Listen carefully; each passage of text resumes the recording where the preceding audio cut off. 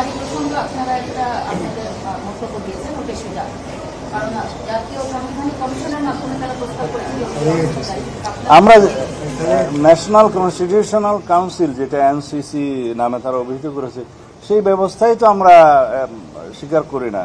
এরকম নতুন ব্যবস্থার মধ্য দিয়ে অনির্বাচিত ব্যক্তিদের দ্বারা রাষ্ট্র পরিচালনা এবং রাষ্ট্রের গুরুত্বপূর্ণ পদাবলিতে পদায়ন করে এগুলো যদি হয় তাহলে আর এক্সিকিউটিভ এবং লেজিসলেচারের কোনো গুরুত্ব থাকবে না। তো সেই ব্যবস্থা আমরা অ্যাপ্রুভ করিনি। আর এনসিসির মাধ্যমে জরুরি অবস্থা প্রবর্তনের জন্য যে কথাটা বলেছেন সেটা একে তো এনসিসি আমরা মানি না, দ্বিতীয় হচ্ছে জরুরি অবস্থা জারির সময়ে তারা যে প্রস্তাব করেছে যে মানুষের যে সমস্ত মৌলিক অধিকারগুলো স্থগিত থাকে এগুলো স্থগিত থাকবে না, তারা রিড করতে পারবে, অন্যান্য বিষয়ে মৌলিক অধিকারগুলো থাকবে। তো জরুরি অবস্থার মানে কি? জরুরি অবস্থার মানে হলো যে কিছু কিছু অধিকার স্থগিত থাকবে। তো সেই জন্য আমরা বলেছি এটা বোধহয় বাস্তবায়ন নয়, সেই বিষয়ে আমরা একমত হতে পারলাম না। আমি ওই সংলাপের যে আলোচনা আমরা তো দেখেছি 5 আগস্ট পরবর্তী রাজনৈতিক দলগুলোর সঙ্গে বৈঠক করেছেন প্রধান উপদেষ্টা। এখন যে সংস্কার প্রস্তাবগুলো ওনারা 166টি প্রস্তাবনা দিয়েছে সেগুলো নিয়েও আলোচনা পর্যালোচনা হয়, কিন্তু এখন আপনারা প্রধান উপদেষ্টার সময় চেয়েছেন। সেটা কি একদম নির্দিষ্ট নির্বাচনের রোডম্যাপ জানার জন্য আপনারা সংলাপে যাবেন কিংবা আলোচনায় যাবেন?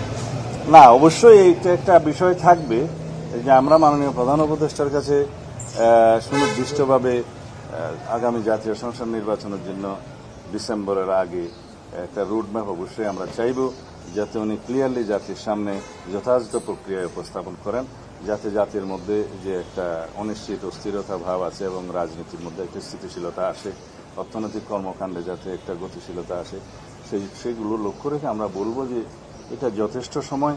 তার আগে নির্বাচন কমিশনের সাথে আমরা আলোচনা করেছি, তারা জুনের মধ্যে সমস্ত প্রিপারেশন সমাপ্ত করতে পারবে এবং মাননীয় প্রধান উপদেষ্টা ইতিপূর্বেও আমাদেরকে আশ্বস্ত করেছেন যে ডিসেম্বরের মধ্যে নির্বাচন দেওয়ার জন্য ওনারা সমস্ত কর্মকাণ্ড পরিচালনা করছে।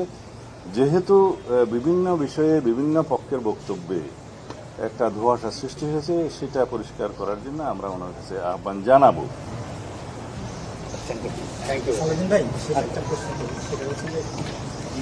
আমাদের প্রধান উপদেষ্টা এবং নরেন্দ্র মোদী সাহেবের বৈঠক আমরা কোথায় ছিলাম, আবার তুমি আন্তর্জাতিকে যাচ্ছ?